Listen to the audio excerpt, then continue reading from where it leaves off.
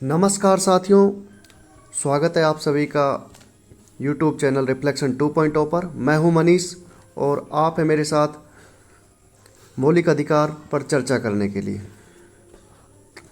तो साथियों, सेशन को जल्दी से लाइक कीजिए, शेयर कीजिए और सब्सक्राइब कर दीजिए।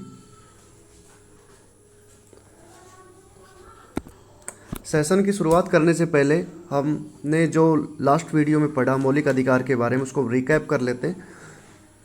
मौलिक अधिकार भाग 3 में, कौन से में, पार्ट 3,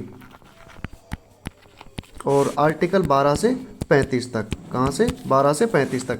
12 में राज्य की परिभाषा दी गई है और 35 तक 12 से 35 आर्टिकल के बीच में जितने भी आर्टिकल्स हैं वो हमारे मौलिक अधिकार से रिलेटेड हैं। तो इनके बारे में बेसिक डिस्कशन जो था वो लास्ट क्लासेज में हो चुका है। अगर किसी ने नहीं देखा है तो उस वीडियो के लिंक मैं डिस्क्रिप्शन में डाल दूंगा, तो वहाँ जाके एक बार वीडियो को देख लें। आज हम आर्टिकल 12 से शुरू करेंगे। आर्टिकल जो 12 है उसमें राज्य की परिभाषा दी गई है। जो हमें मूल अधिकार मिले वो राज्य के विरुद्ध मिले, ना कि किसी व्यक्ति के विरुद्ध। तो आर्टिकल 12 में ये बताया गया कि राज्य के अंदर क्या क्या सम्मिलित होंगे।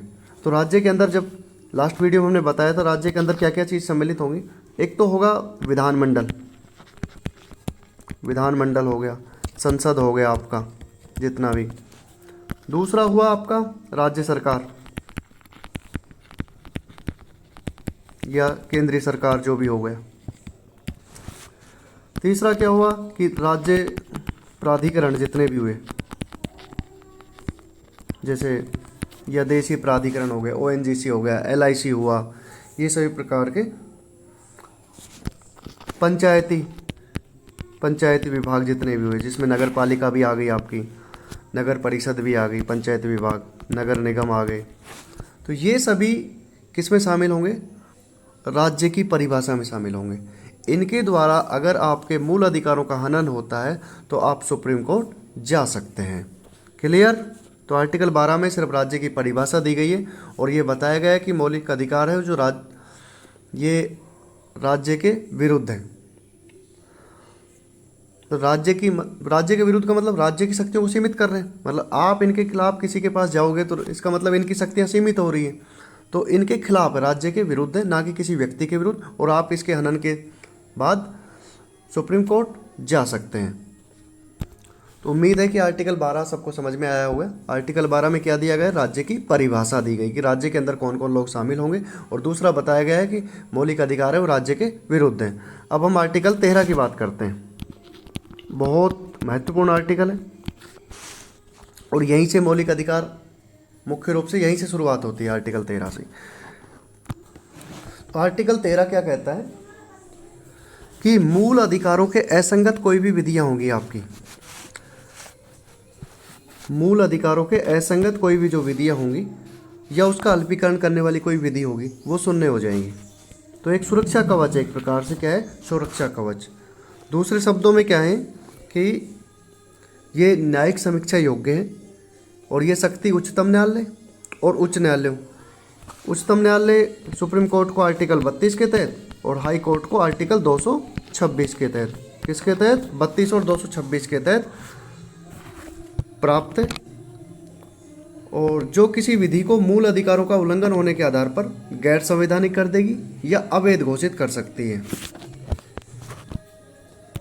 तो इस प्रकार अगर कोई क्वेश्चन आए तो न्यायालय को आपके मूल अधिकारों के उल्लंघन के प्रति क्या बनाया गया है? सजग प्रहरी। क्या बनाया गया है? सजग प्रहरी। मतलब एज ए गार्जियन के रूप में काम करेगा, एज ए गार्ड के रूप में काम करेगा। कौन करेगा? न्यायालय। अगर आपके मूल अधिकारों का कहीं हनन होता है तो या ऐसी कोई विधियां बनाई जाती है जो मूल अधिकारों को कम करती है, अल्पीकरण करती है या असंगत है उनके खिलाफ, तो आपके जो मूल अधिकारों के खिलाफ बनाई गई जो विधि है उसको नल और वाइड कर दिया जाएगा, मतलब जीरो, शून्य कर दिया जाएगा। किसके द्वारा?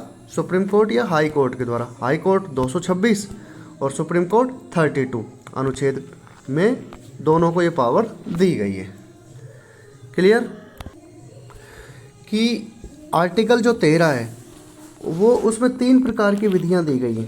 पहली आच्छादन या ग्रहण का सिद्धांत। तीन विधियों पर मतलब तीन सिद्धांतों पर वो आधारित है। दूसरा है पृथक्करणता का सिद्धांत और तीसरा है अधित्याग का सिद्धांत। कितने सिद्धांत हैं? तीन प्रकार के सिद्धांत दिए गए। एक है ग्रहण का सिद्धांत, एक है पृथक्करण सेपरेशन प्रिंसिपल ऑफ सेपरेशन और एक अधित्याग का सिद्धांत। आच्छादन का सिद्धांत का मतलब यह है कि संविधान लागू के पहले यह ग्रहण का सिद्धांत, कोई भी ऐसी विधि जो मूल अधिकारों के असंगत है तो वो क्या हो जाएंगी, उन पे ग्रहण लग जाएगा, मतलब वो नहीं रहेंगे, जीरो हो जाएंगे। क्लियर? मतलब संविधान लागू होने से पहले अगर कोई ऐसी विधि थी जिसको हमने अडॉप्ट किया लेकिन वो मूल अधिकारों के असंगत है तो वो उस पर ग्रहण लग जाएगा, मतलब वो जीरो हो जाएंगे। दूसरा है पृथक्करणता सिद्धांत। मान लो कोई कानून बनाया, कोई विधि बनाई, अब विधि में 10 पॉइंट लिखे गए और उसके 8 पॉइंट तो सही हैं लेकिन 2 पॉइंट खराब हैं, तो पृथक्करणता का सिद्धांत कहता है कि ऐसी कोई भी विधि जिसका कुछ भाग मूल अधिकारों के असंगत है तो शेष सारी की सारी विधि को असंगत ना मानते हुए सिर्फ जो 2 पार्ट असंगत है उनको हटा दिया जाएगा। क्लियर? मतलब कोई भी अगर कानून बनाया गया या कोई विधि बनाई गई जो मैक्सिमम सही है या कुछ पार्ट उसका मूल अधिकारों के असंगत है तो सिर्फ जो असंगत है मूल अधिकारों, जो भाग, जो उस विधि का भाग जो मूल अधिकारों का उल्लंघन कर रहा है सिर्फ उसी को पृथक कर दिया जाएगा, बाकी को लागू कर दिया जाएगा। क्लियर? पहला ग्रहण का सिद्धांत हो गया, दूसरा हो गया पृथक्करण का सिद्धांत, तीसरा होता है अधित्याग का सिद्धांत। अधित्याग का सिद्धांत क्या है कि भारत के नागरिकों को मूल अधिकार त्याग नहीं कर सकते। मतलब आप अगर चाहें कि मैं अपने मूल अधिकारों का त्याग दूं तो ऐसा नहीं किया जा सकता। क्लियर? मतलब आर्टिकल जो 13 अनुच्छेद 13 है वो 3 सिद्धांतों पे काम करता है। पहला तो उसका काम यह है कि मूल अधिकारों के असंगत कोई भी विधि होगी तो उसको नल और वाइड कर देगा, उसको मूल अधिकारों का सजग प्रहरी बनाया गया है। वो 3 सिद्धांतों पे काम करता है। पहला है ग्रहण का सिद्धांत, दूसरा पृथक्करण का सिद्धांत और तीसरा है अधित्याग का सिद्धांत। ग्रहण का सिद्धांत का मतलब है कि 1950 से पहले जो विधियां थीं अगर वो मूल अधिकारों के असंगत हैं तो उनको जीरो कर दिया जाएगा। पृथक्करणता का सिद्धांत ऐसा है, इसका मतलब यह है कि जब कोई विधि बनाई गई और विधि के कुछ पार्ट या कोई विधि का कुछ पार्ट मूल अधिकारों के असंगत है, मूल अधिकारों का उल्लंघन करता है तो केवल उसी पार्ट को हटा दिया जाएगा, पृथक कर दिया जाएगा उस पार्ट को, बाकी विधि को लागू कर दी जाएगी। और तीसरा होता है अधित्याग का सिद्धांत। मतलब भारत के नागरिकों को संविधान ये कहता है कि आप मूल अधिकारों का त्याग नहीं कर सकते। तो मुझे उम्मीद है कि आपको आर्टिकल 13 समझ में आया होगा। अब आर्टिकल 13 में क्या कहा गया कि विधि असंगत होगी तो उसके खिलाफ आप न्यायालय जा सकते हैं, लेकिन विधि की परिभाषा क्या होगी, इसके बारे में क्या इसमें संशोधन किया जा सकता है, क्या नहीं किया जा सकता, इसके बारे में हम डिटेल से चर्चा करेंगे। आर्टिकल 368 के तहत संसद को ये पावर दी गई है कि संसद संशोधन कर सकती है और संविधान के अनुच्छेद 13(2) में लिखा हुआ है, 13 सब क्लॉज 2, कि राज्य के द्वारा किसी भी ऐसी विधि का निर्माण नहीं किया जाएगा जो कि मूल अधिकारों के असंगत है। तो जब संविधान निर्माण हुआ उस समय जवाहरलाल नेहरू कांग्रेस की सरकार थी, तो जवाहरलाल नेहरू संविधान सभा के भी मेंबर थे। तो ये जब संपत्ति के अधिकार को हटाया जा रहा था, आर्टिकल 31 को हटाया जा रहा था, तो सबसे पहले ये मैटर कहाँ गया, कोर्ट में घसीटा गया। तो पहला विवाद हुआ इससे रिलेटेड शंकरी प्रसाद वर्सेज भारत संघवाद 1951 में।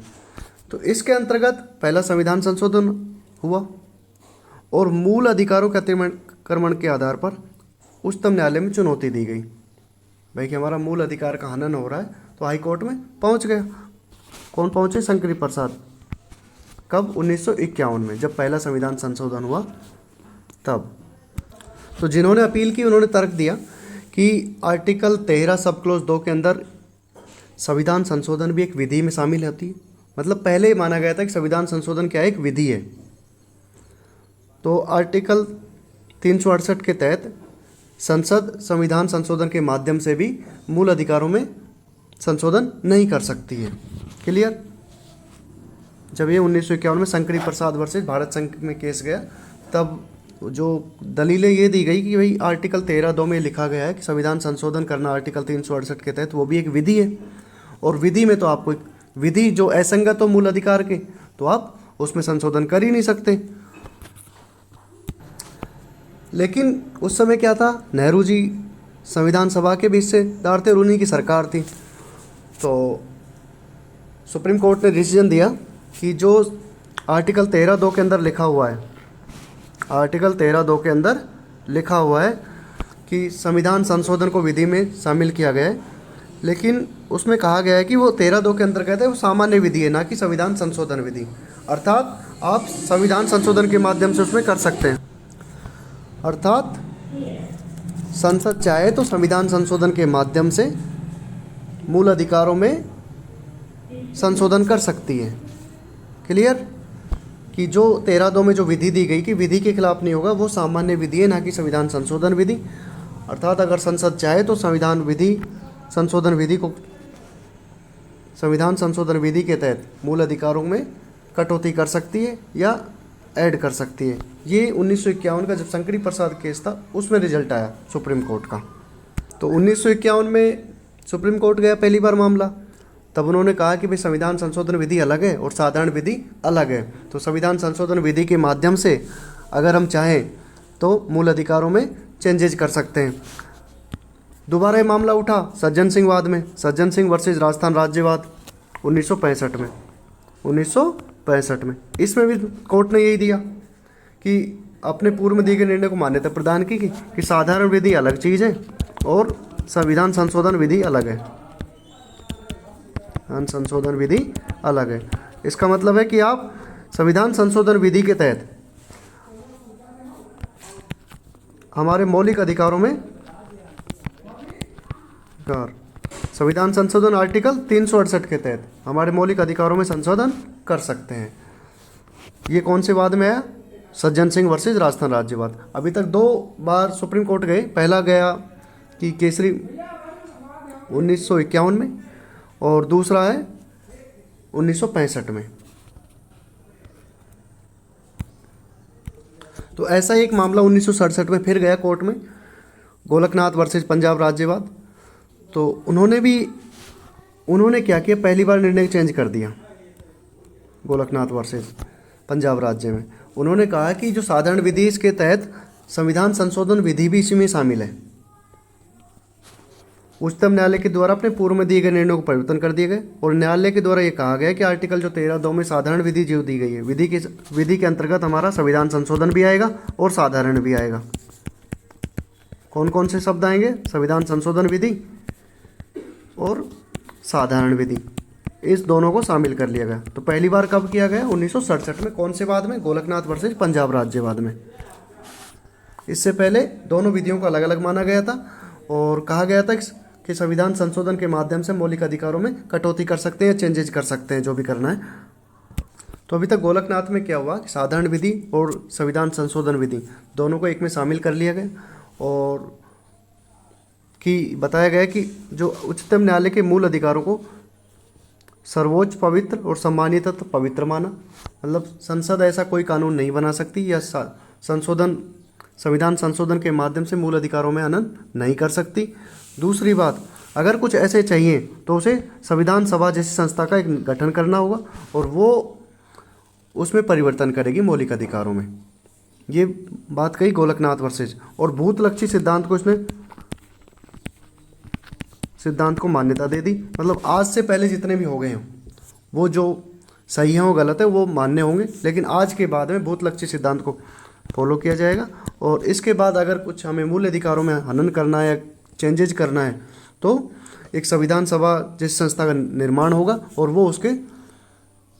वो गठन कर निर्माण होने के बाद वो डिसीजन लेगी या जैसा भी होगा तो उसके अकॉर्डिंग हम मौलिक अधिकारों में चेंजेज कर सकते हैं। उस समय क्या था कि केंद्र सरकार और सुप्रीम कोर्ट आपस में अपनी अपनी पावर दिखाने की कोशिश कर रही थी। कोर्ट चाह रहा था कि मैं पावरफुल हूँ, सरकार चाह रही थी कि मैं पावरफुल हूँ। अगर मामला कोर्ट के पास जाता तो संसद कुछ चेंजेज कर देती, और संसद के पास जाता तो कोर्ट कुछ चेंजेज कर देता।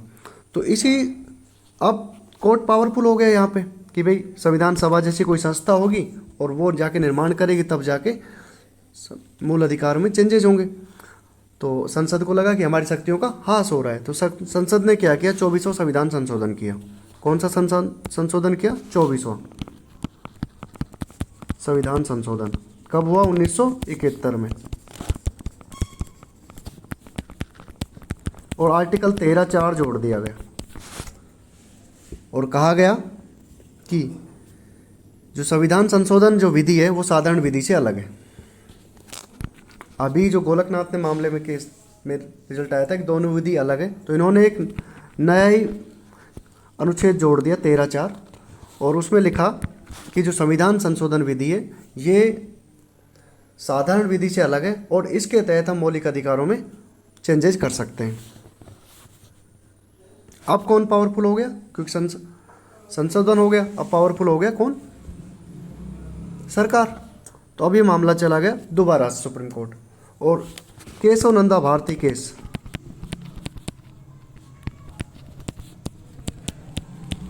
वर्सेज केरला 1973 में। कब है? 1973 में ये मामला वहाँ गया, केशव नंदा भारती वर्सेज केरला। वहाँ एक मठ का एक मैटर चल रहा था, संपत्ति के विवाद पे सारा का सारा मैटर था, तो उस मैटर में ये केस गया। तो केशव नंदा भारती केस में एक रिजल्ट आया सामने। सुप्रीम कोर्ट ने व्यक्तव्य तो दिया कि संविधान संशोधन कोई विधि नहीं है, इसलिए इसे चुनौती नहीं दी जा सकती। क्या है? संविधान संशोधन कोई विधि नहीं है,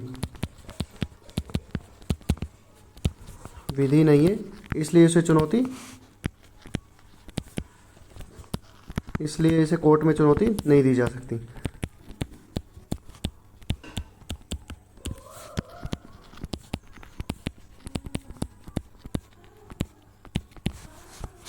क्लियर?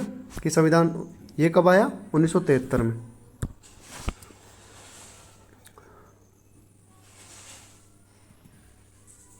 लेकिन उन्होंने ये कहा कि मूल अधिकारों का हनन होगा तो उसके आधार पर संविधान संशोधन को चुनौती दी जा सकती है। यदि वह संविधान के मूल ढांचे के खिलाफ हो तो उसे अवैध घोषित किया जा सकता है। और यहाँ पे आया मूल ढांचे का एक मूल ढांचे का सिद्धांत दिया,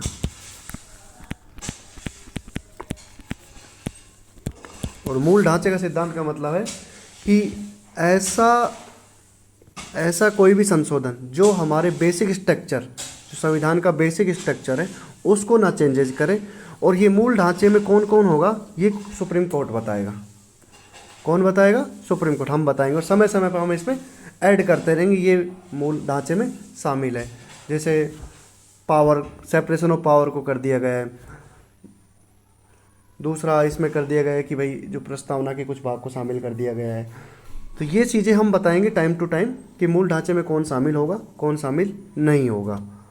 तो मूल ढांचे का सिद्धांत कब आया? 1973 में, केशव नंदा वर्सेज भारती केस के बाद में, और तब जाके विवाद शांत हुआ। तो आज की वीडियो में आपने आर्टिकल 13 को अच्छी तरह से जाना है, और जितने भी केसेज हुए उनके बारे में हमने संक्षिप्त टिप्पणी की।